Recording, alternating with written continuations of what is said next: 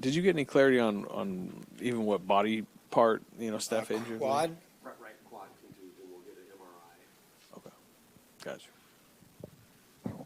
He was limping back to the replay challenge. Did you notice that? Did he? Yeah. That was the same thing that it kind of cropped up throughout. Yes, I didn't ask him. I always just rely on the training staff to tell me whatever I need to know. So but I did see him limping. Yeah.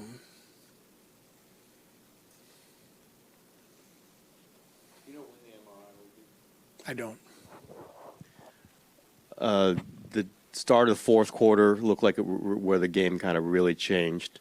What have you seen from your second? What did you see from your second unit there, and what generally it doesn't seem to have been as explosive or as as dynamic as it been in the past? I would argue that the game changed, the last 5 minutes of the third quarter. We had a 12-point lead in there, and we just started turning it over and fouling. We were in the bonus, or they were in the bonus for the last 5 minutes. I think we fouled them 3 or 4 times, and so we just kept giving them easy points and didn't really execute much offensively. We missed some open ones, but it never felt like we had any rhythm and flow, which is why I went to Pat in the fourth. Pat has to start the fourth. He's given us some good minutes off the bench so far in the early season and helped us get some offensive rhythm, but that group just couldn't get anything going, and so it was a tough stretch, late third, early fourth.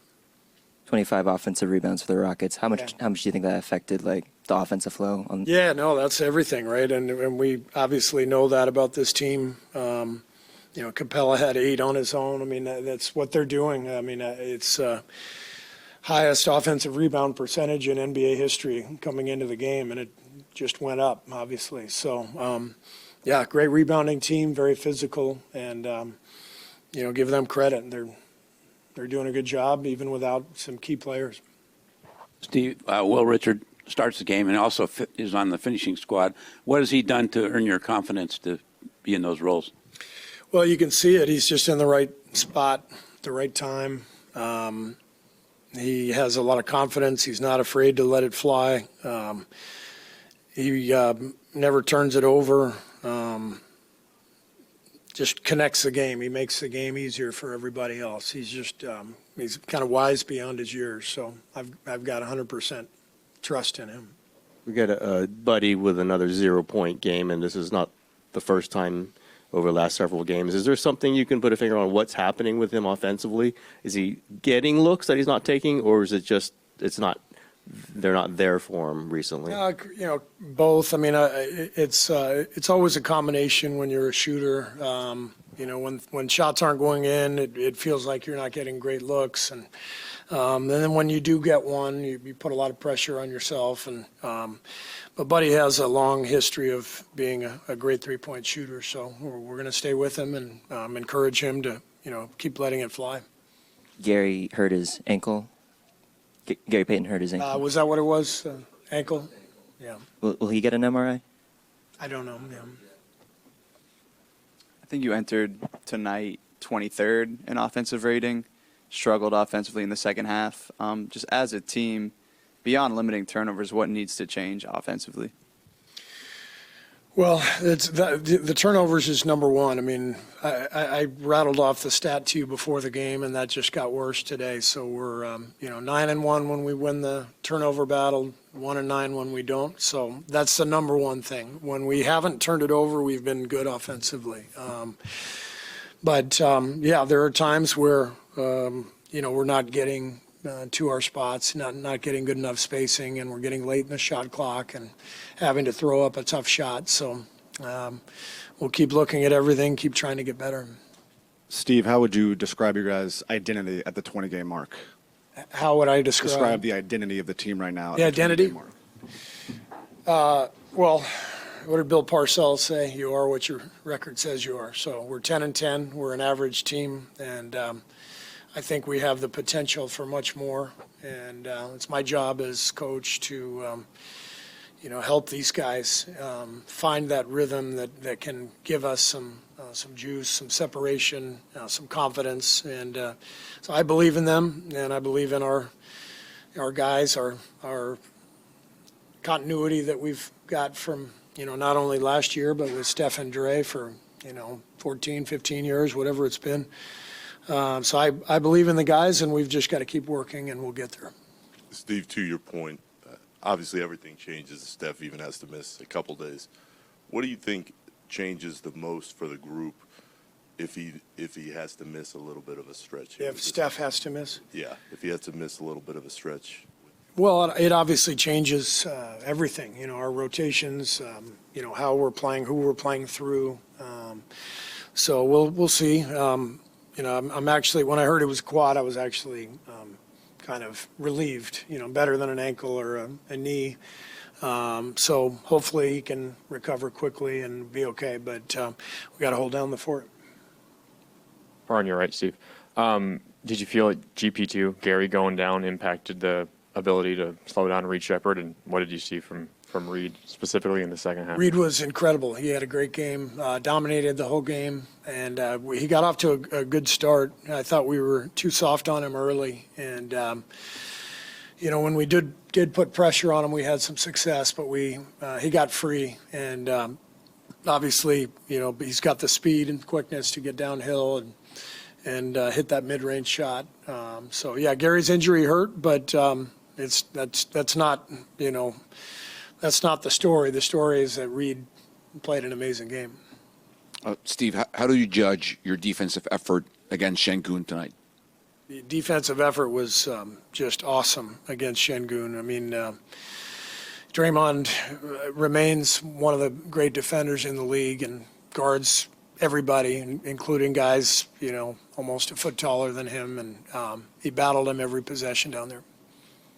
Hey, Will, what'd you sort of make of the Rockets getting 25 offensive rebounds? Yeah, we knew coming in that they were going to be a physical team on the glass. They play too big sometimes, so we knew that was going to be the challenges, limiting their second chance points and trying to get out there on the glass. So I think we didn't do a great job of doing that. We got to hit them early and be the first ones to the glass and getting rebound to get the job done. You kind of had to chase down Reed, also guard Jabari. How is it sort of going against guys of different size, playing different positions? Yeah, I'll probably say just being aware of where they always are. Reed is moving a lot, so just trying to stay in his space. He's a good shooter, so trying to contest everything. Jabari's a little taller, so getting underneath him, just trying to make him put on the floor and make him shoot tough twos.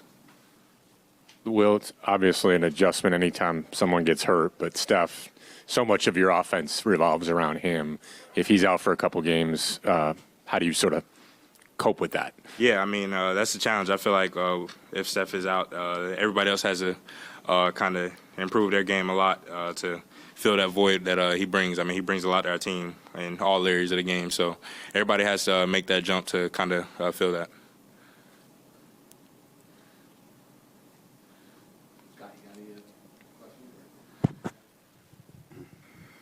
Yeah, well, you were on the not only started, but you're on the finishing team. Does that show that Kerr has confidence in you? You think? Is that? Yeah, I feel like it definitely shows that they're starting to trust me more. But just trying to go out there and close out the right way and just make the right plays on the court. I feel like that goes a long way. One more thing on that no look pass from Steph. Did you know he was going to that he could see you on that? That surprised you? Yeah, he's a great passer, so he can pretty much see everything on the court. So for me, just being ready and being aware of the shot clock, knowing that time is running down to get a shot off. You feel confident now? Just for sure. I feel like I always felt confident in my game and what I could bring to this team. So I'm just going out there and trying to make the most of the opportunity.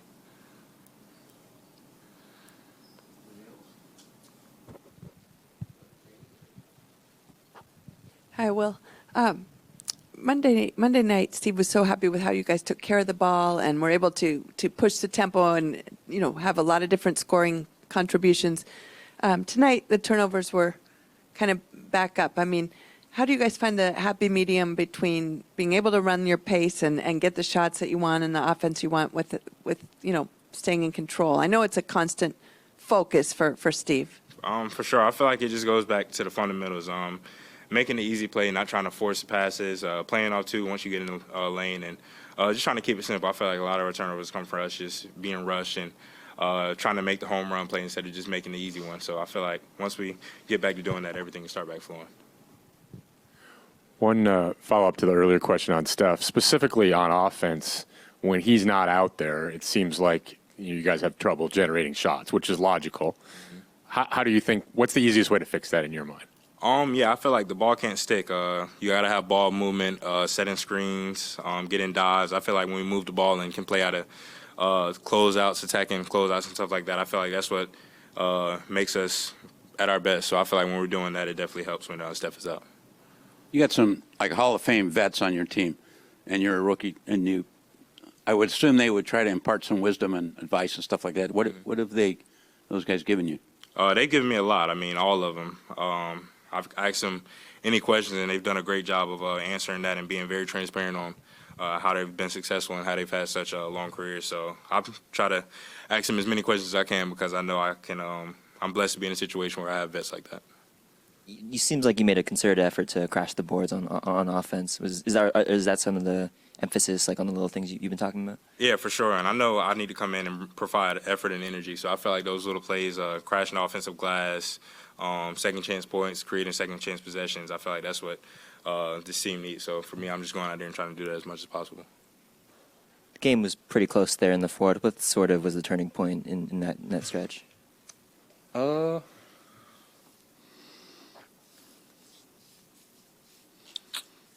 Couldn't really tell you. I mean, it was a back and forth game. It just comes down to who's going to get more stops, and we didn't get enough.